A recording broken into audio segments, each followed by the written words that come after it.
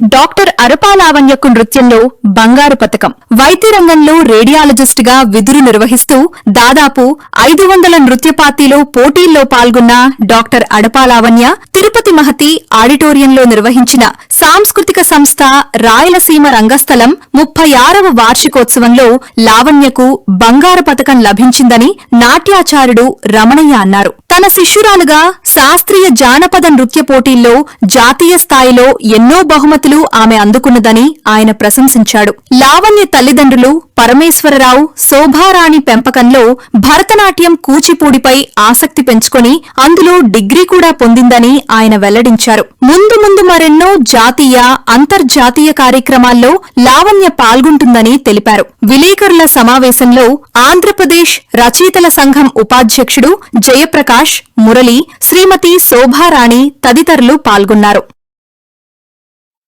నా దగ్గర నా పక్కన కూర్చున్న పాప అడప లావణ్య. అమ్మాయి రేడియాలజీలో పీజీ చేసింది, మైక్రోబయాలజీలో ఎంఎస్సి చదివింది. చదివి సహజంగా నేటి తరం పిల్లలందరూ ఏదో ఉద్యోగం చేయాలి, సంపాదించాలి అని ఆలోచిస్తారు. ఆ విధంగా కాకుండా వాళ్ళ తల్లిదండ్రుల యొక్క ప్రోద్బలంతో, వాళ్ళ గురువు గారైనటువంటి రమణయ్య గారి సహకారంతో నాట్యంలో ప్రవేశించింది. అవార్డులు, రివార్డులు ఎన్నో గెలుచుకుంది. ఈ రోజున పాశ్చాత్య నాగరికత పెరిగిన తర్వాత భారతీయ సంస్కృతి సర్వనాశనం అవుతున్న రోజుల్లో భరతనాట్యం, కూచిపూడికి కూడా ప్రాధాన్యత ఇస్తూ ఆ అమ్మాయి ఇక్కడే కాకుండా ఇతర రాష్ట్రాల్లో కూడా, జాతీయ స్థాయిలో కూడా నెహ్రూ కేంద్ర, ఇతర కేంద్ర ప్రభుత్వ సంస్థల ద్వారా కూడా బహుమతులు ఎందుకుంది. తల్లిదండ్రులు ఈ రోజుల్లో 100కి మార్కులు కావాలని తల్లిదండ్రులకు 200 వస్తే బాగుంటుందని ఆలోచిస్తున్నారు. కేవలం చదువుకే వాళ్ళ పిల్లల్ని బలిపోషణలు చేస్తున్నారు. చదువుతో పాటు సాహితీ, సాంస్కృతిక సంస్థలో కూడా మన విద్యార్థుల్ని, పిల్లల్ని తయారు చేయాల్సిన బాధ్యత ఉపాధ్యాయులు, తల్లిదండ్రులపై ఉంది. అలాంటి నిదర్శనం ఏంటంటే లావణ్య. అందరూ అంటారు ఎక్స్ట్రా క్యాలిక్యులేటరీ యాక్టివిటీస్ ఉంటే చదువు రాదని. ఆ అమ్మాయి ఈరోజు నిదర్శనం. చదువు అంటే మామూలు కాదు.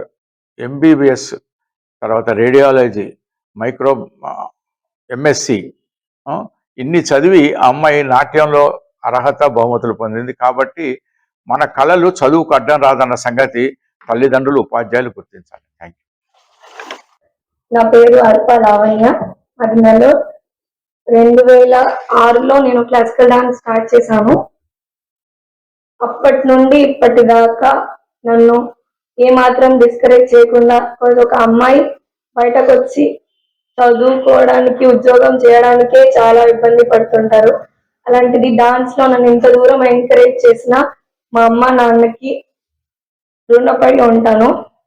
ఎంతమంది ఎన్ని అవమానం చేసినా కూడా ఏమాత్రం నన్ను డిస్కరేజ్ చేయకుండా ఇంత దూరం తీసుకొని వచ్చినందుకు, నా ప్రతిభకు తక్కిన గౌరవాలు 2018లో నాట్య రంజిత అవార్డు గెలుచుకున్నాను.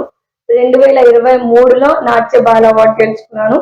2024లో 18 రాష్ట్రాలకి జరిగిన నేషనల్ ఇంటిగ్రేషన్ క్యాంప్ మైసూర్లో ఆంధ్రప్రదేశ్ తరఫున ఫస్ట్ ప్రైజ్ గెలిచాను.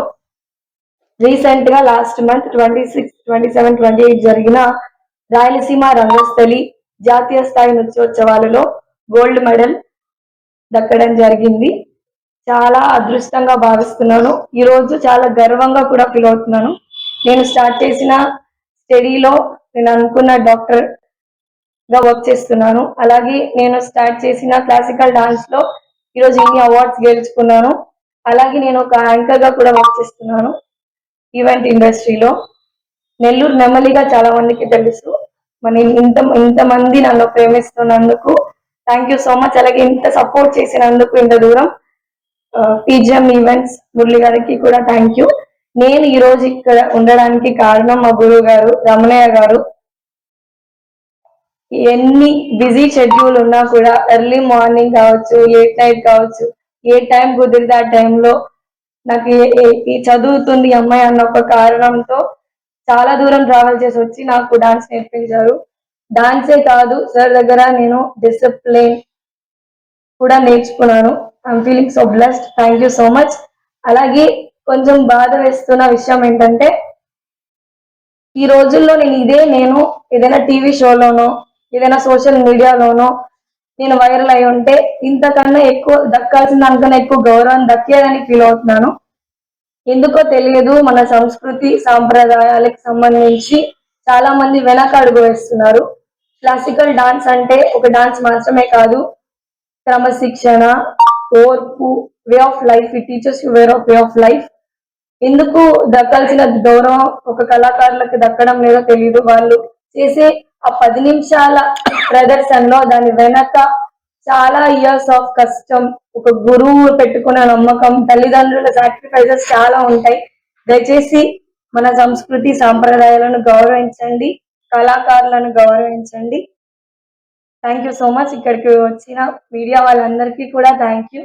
ఇలానే కళని, సాంప్రదాయాన్ని ప్రోత్సహిస్తారని కోరుకుంటున్నాను.